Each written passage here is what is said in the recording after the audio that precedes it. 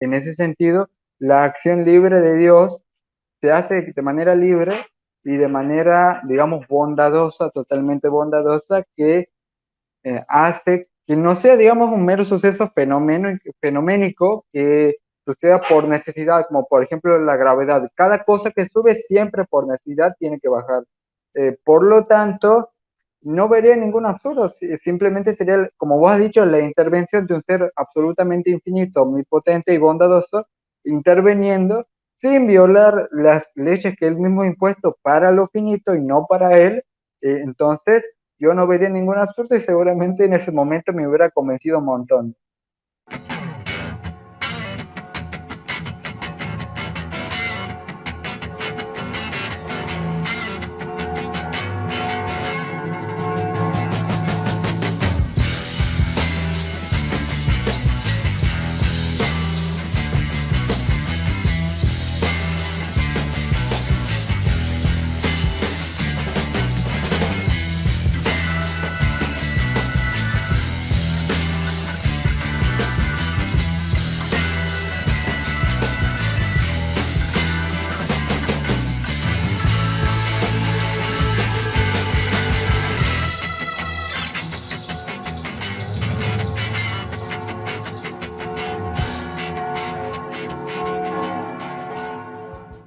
¿Cómo era esa cuestión de entonces del tema de los milagros? Obviamente una cosa lleva a la otra, pues Dios no se relaciona, por tanto no hay milagros, pero ¿tenías algún argumento específico para decir los milagros no existen? ¿O qué pensabas de las personas que a diario dicen tuve un milagro? ¿O las evidencias que quizás sabían o no sabías que existían evidencias de milagros? ¿O cómo vivías esa parte?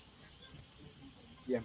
Entonces, para ir con ese argumento, claro, yo asumía que, por ejemplo, el milagro, hipotéticamente o condicionalmente, como lo decía, por ejemplo, el catolicismo, porque yo siempre atacaba el catolicismo al ser la rama del cristianismo más fuerte y más sistemática filosóficamente y teológicamente. Entonces, yo primero hacía un nombre de paja, puesto que no definía tal cual lo definen, por ejemplo, dentro de la filosofía católica, no lo hacía como lo definen los filósofos católicos, puesto que decía que milagro era una suerte de ir contra la naturaleza, la violación de la naturaleza. Es decir, que Dios destruía, ¿sí?, ese mismo orden que en un momento él había impuesto. Pero claro, yo decía que eso era una contradicción, puesto que si Dios es un ser creador providencial que había hecho este mundo para que el hombre viviese en él y en su libertad lo busque, entonces él no podía intervenir de tal manera para romper ese orden. Entonces ahí yo como que veía un absurdo, más o menos como lo que decía Spinoza, con el argumento de los milagros. Bueno, eso se soluciona muy fácil, de hecho, y es definiendo correctamente cómo se define milagro, por ejemplo, dentro del tomismo. Si no recuerdo mal, Santo Tomás decía que el milagro era una acción hecha por Dios que para nosotros iba contra la naturaleza. Es decir, es que para nuestros ojos, para nuestro modo finito de comprender la realidad, es una violación, pero que realmente, o sea, en la realidad misma y no en nuestro conocer, no hay ninguna violación, puesto que Dios, al ser este ser absolutamente simple, entonces no puede ir en contra, no puede violar principios físicos a los que no está regido. Entonces, así se solucionaría estos problemas.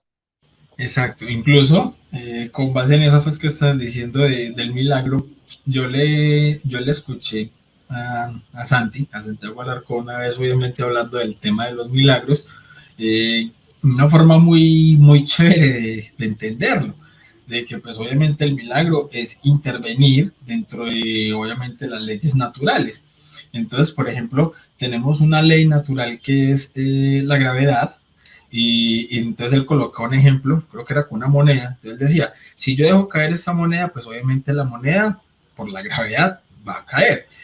¿Qué me impide a mí intervenir con mi mano mientras va cayendo la moneda y que la moneda caiga en mi mano y que no siga su trayectoria? No me impide nada y mucho menos de forma lógica.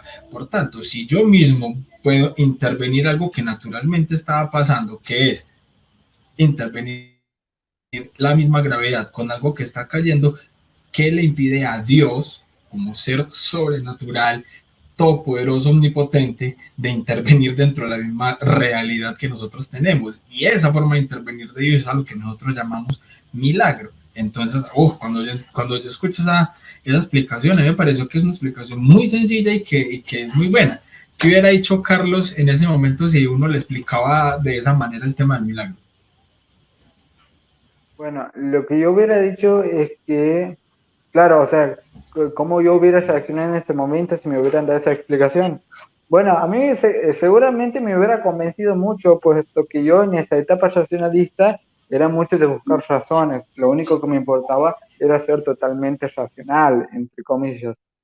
Entonces, lo que yo diría es seguramente que no hay ninguna objeción, sino que la acción de la moneda se interviene por la acción libre de un agente. En ese sentido, la acción libre de Dios se hace de manera libre y de manera, digamos, bondadosa, totalmente bondadosa, que hace que no sea, digamos, un mero suceso fenoménico que suceda por necesidad, como por ejemplo la gravedad. Cada cosa que sube siempre por necesidad tiene que bajar.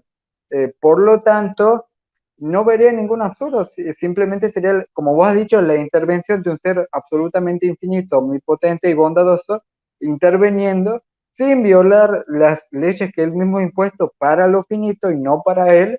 Entonces, yo no vería ningún absurdo y seguramente en ese momento me hubiera convencido un montón.